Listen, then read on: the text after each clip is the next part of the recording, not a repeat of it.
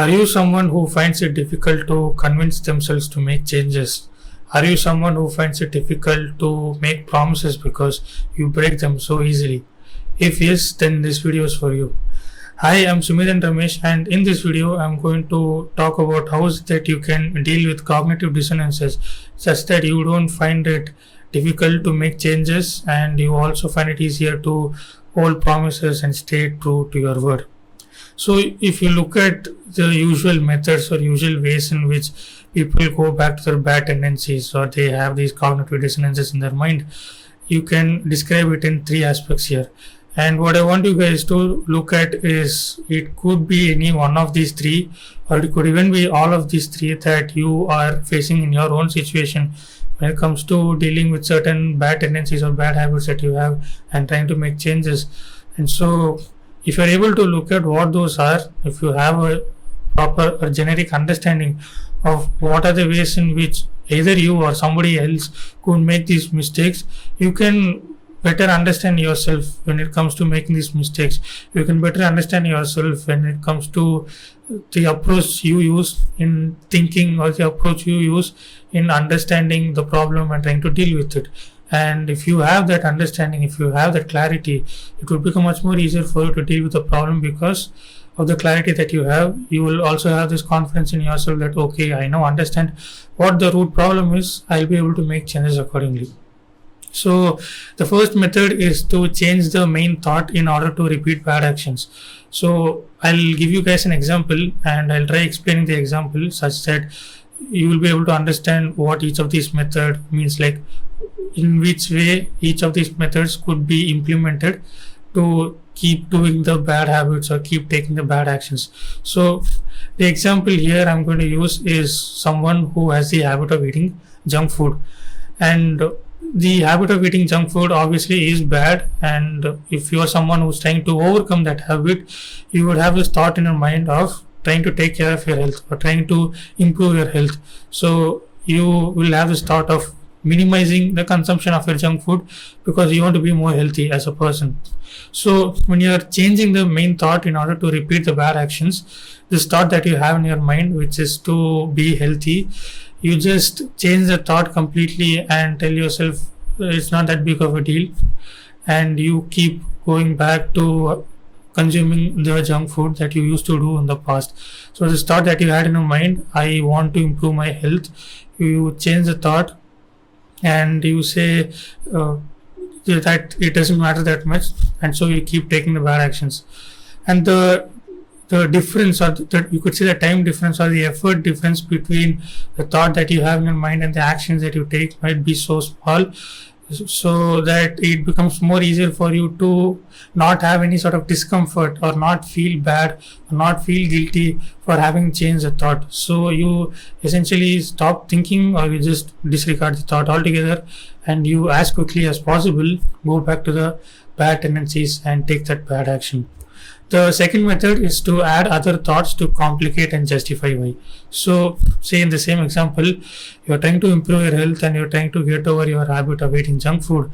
You might add other thoughts to it by saying that you are just doing it once in a while, or it isn't that big of a deal, and that you know that you are eating healthy food, and so you can also eat junk food because you eat a lot of healthy food.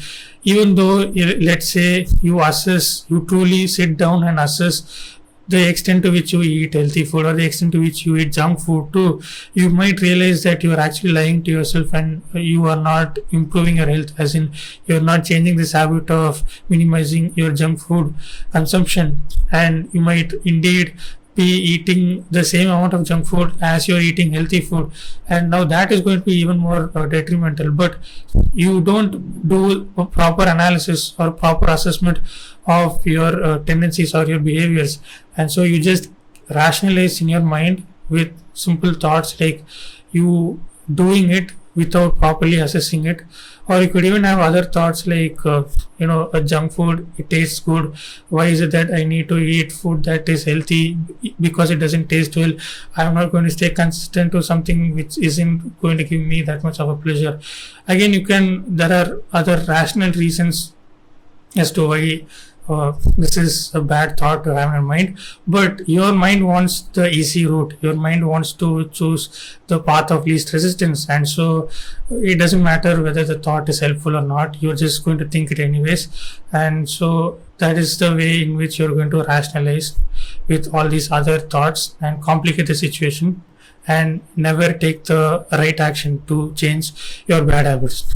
The third way, or the third method, is to believe the challenge to be trivial and dismiss it altogether. And by challenge, I mean the challenging thought. So, in this scenario where you're trying to minimize your consumption of junk food, you believe that consuming junk food is not a problem. You have the strong conviction in yourself, and you don't challenge it, you don't question yourself, you just go along with this strong belief that you have, which is more so of an emotional investment to yourself. So it could be an emotional investment to a set of beliefs, but regardless of what beliefs they are, you have this emotional investment inside of yourself, and so you will be unwilling to get over this emotional investment. You will be unwilling to go through that discomfort, and so your response usually would be whatever, I'll just shrug it off. And the reason as to why you just keep pushing it aside and you treat it as it is absolutely nothing is because of this emotional investment that you have inside of you, and that emotional investment is what gives you that deep conviction to keep doing the bad actions, to keep having those bad behaviors, those bad tendencies in yourself. So these are the three methods. Like I said, depending upon your circumstances, you could be using one of these methods, or you could be using all three of them. And so I want you guys to have an understanding of this, to what extent you use each of these methods and how you don't make the necessary changes to minimize your bad habits. Again, by the explanation that I gave you guys, you might be wondering that those are not the exact actions that you are taking. But regardless of what exact actions you are taking, I hope you guys understood the framework here. I hope you guys understood the methods that people usually take, because that understanding is what you need in order to make proper improvements. So the ways in which you can address this, you can look at it as 4 ways or 4 steps in which you can address this problem of cognitive dissonance in your mind. The first one is to be mindful. So the very first step in trying to deal with your bad habits or your bad actions is to be aware of your bad habits or your bad tendencies. Now, in the previous example of eating junk food and minimizing your junk food, it is quite obvious what the action is or what the bad behavior is. Almost all of us know that, or almost all of us would agree that having junk food is not good for our health. But there are certain other behaviors that you might have in your character or in your personality that you might not be aware of, or that you might think is not a problem at all. And so having that awareness of the problems that you have in your personality, in your character, in your day-to-day activities that you take is the first step that you need. That realization is what is going to make the push or give you that push to make the changes. So to be able to figure out what the problems are, to increase your awareness, it helps to be more mindful. So how you want to increase your mindfulness, that I'll leave it to you guys. But if you are more mindful of the actions that you take, if you are more mindful of the thoughts that you have in your mind and your behaviors in social situations, it is going to help you that much more in trying to figure out what problems you have and be able to address them. The second is to challenge current beliefs. So the first aspect is to be aware of your problems. The second is, like I said, challenging current beliefs. It is not only about challenging your current beliefs and trying to come up with better alternatives or better solutions to the problems that you have, but there is another important point or information in this, where if you are someone who is struggling to figure out a problem in your personality or your character, you will also struggle to find or realize a problem because you lack information or you lack experience. And so because you lack experience or you lack information, your ability to analyze yourself or analyze certain situations and figure out problems in that will also be low. That skill, that ability will be low. and so you won't be able to do that properly as well. You won't be able to take the first step properly as well. So in the second step, where you challenge your current beliefs, not only are you challenging your current beliefs to come up with better solutions to fix your problems, you are also challenging your current beliefs to learn information, to learn facts, to understand how things work around you, such that by understanding how things work around you, you are able to better assess problems and you're able to better pinpoint problems. So if you're able to pinpoint this problem better, you now know that it is a problem to deal with. So you can also look at it and say whether it is a problem in the first place to deal with or not. So if it isn't a problem, you can just deal with it later. You can shrug it off, because there are certain other problems that you have to deal with first. So that is what you do when you challenge your current beliefs, is to come up with better solutions so that you can make improvements, and you also learn facts. You take information, you accumulate information so that you can make better decisions and you can better understand what happens around you. The third way is to consider the importance of the dissonant thoughts that you have in your mind.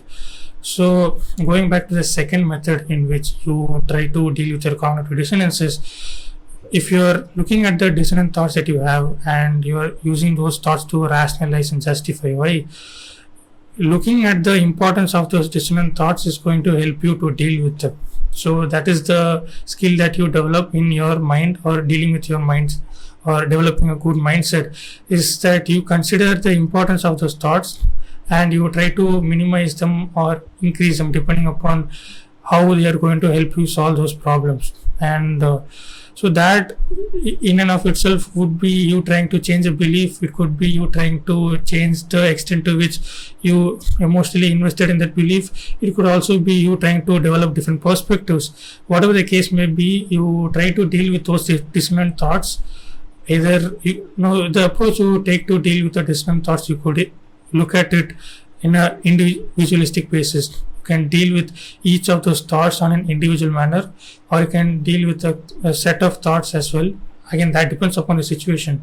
But the way you deal with these dissonant thoughts is by looking at the beliefs and the emotional investments that you have and the biases that you have in your mind. And so you just minimize the importance, or you give it more importance. And by doing so, you are able to better shape your mind. You are able to better shape the approach that you take in dealing with the problem. So right before you take the actions to deal with the problem and make long-term improvements, if you are able to develop a stronger approach to it, obviously the approach is going to give you more motivation. Obviously the approach is going to give you a deeper reason and a deeper fulfillment in order to make the changes. And so if you are able to manage your dissonant thoughts, it is going to help you that much more in making long-term improvements. The fourth and final way is to justify the improved behavior. So now you are taking the actions, and now you've done it for a while. You're doing it for say a week or a month, and you've made some progress. It is not a significant progress because you haven't spent a lot of time doing it, but you have made some progress. What you do now is you justify the improved behavior. And the reason as to why you do that is because your mind always wants to choose a path of least resistance. And because it always wants to choose a path of least resistance, you will always be willing to go back to your bad tendencies. You will always be willing to go back to your previous self and do the things or take those actions that you used to take in the past, because it is more comfortable, because you're more assured of yourself when you take those actions. And it is much more easier for you to deal with people that you know in your social circle when you go back to your previous self and do the actions that you used to do in the past. And so if you are justifying your improved behavior as you keep making changes, not only is it going to help you in avoiding yourself and not going back to those bad tendencies, it also gives you a deeper involvement. Your investment to make the change is going to be that much more deep and that much more powerful, simply because you are justifying the improved behavior and you have more clarity in taking the actions to make the changes because of the justification that you have in your mind. One thing that I want you guys to remember when you're justifying the improved behavior or the improved action that you're taking is to not take it too much not take it to the furthest extent, because what you do when you take it to the furthest extent is you try to involve your ego in it, and you may not be able to look at your mistakes as well. And so in certain areas you might have to make certain tweaks, but you will not be able to make those tweaks because you have taken the justification to the furthest extent. So I just want you guys to remember that. But regardless of that, you still need to justify the improved behavior so that you can stay consistent to this improvement that you're making. So I hope you guys found value. If you guys found it valuable, please comment below. If you guys disagreed upon something that I said, please comment below that as well. And I hope you guys are able to now have a better understanding of how to deal with cognitive dissonances. Give it a try, spend some time dealing with them, and do make certain changes to your bad habits and bad tendencies. And if you feel like this might be beneficial for someone that you know, feel free to share this video with them as well. And thank you for watching.